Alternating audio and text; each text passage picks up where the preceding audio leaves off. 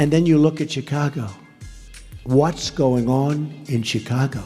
Bloody Chicago. Not only Chicago, dangerous. Chicago. What you have going on in Chicago is slow motion civilizational suicide. When you're in the middle of what you just saw in Chicago, or you live here in New York, reality is unescapable. Attacking Chicago is a Republican staple. Americans are safer to join the military and serve and fight in a combat zone like Iraq and Afghanistan than to live in a couple of these American cities. Chicago's a war zone. Using rhetoric such as this on their airwaves. It's embarrassing to us as a nation. All over the world, they're talking about Chicago. Afghanistan is a safe place by comparison. It's true. It is always a tell of conservatives when hearing this routinely over and over and over again. And that's where we turn to this guy. Give me your top 3 cities you want to live in America right now. This is Jason McIntyre.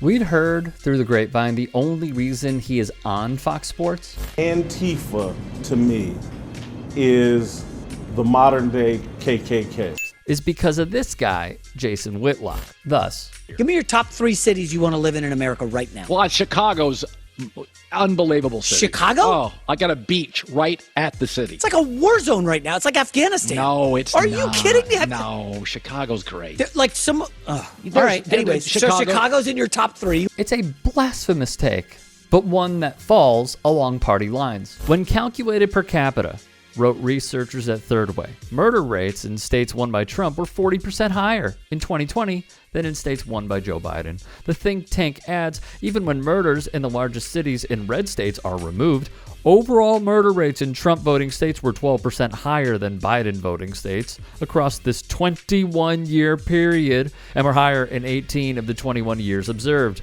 In all, per the Post's Jonathan Capperhart, 8 of the 10 states with the highest homicide rates in 2020 voted that year for Donald Trump. CBS News went over the deadliest U.S. cities, and Chicago came in at 28th out of 65. Gun violence is the problem, and Republicans are the enablers because of their donors.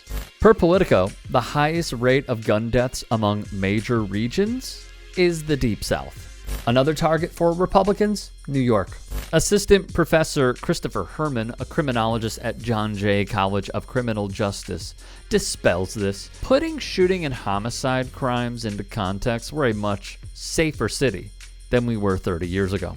Then we get to the most American issue of them all, the guns. In Illinois, strict gun laws place the city in the top 7. It is fair to say those in power are trying to keep their constituents safe from gun violence. But why are there so many guns? If it is so strict, one might ask for Jason McIntyre, and well, it's fairly simple. Via NBC News, nearly 60% of guns recovered in Chicago come from out-of-state dealers, with more than 20% traced back to Indiana. That's according to Gun Trace Report, which showed that nearly a quarter of the guns recovered in Chicago were sold by just 10 federally licensed firearms dealers, 7 in Illinois and 3 in Northwest Indiana. As we referenced previously, Justin Victory, a reporter for the Clarion Ledger, wrote, "More illegal guns consistently wind up on the streets of Chicago and are recovered than in any other major city. About 60% of all recovered guns come from outside Illinois. A large number of them come from Mississippi." Yes, Mississippi, which ranks 45th on gun laws.